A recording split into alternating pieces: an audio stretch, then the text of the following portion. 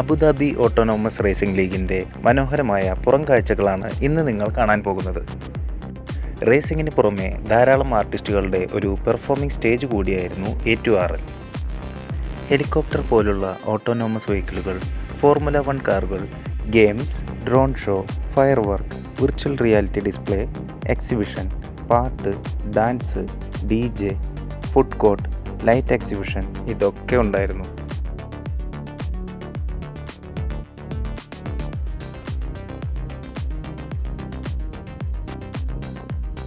Video ഇഷ്ടപ്പെട്ട എല്ലാവരും ഒന്ന് കമൻറ്റ് ചെയ്യണേ. ഇനി നടക്കപ്പോறது യുദ്ധം.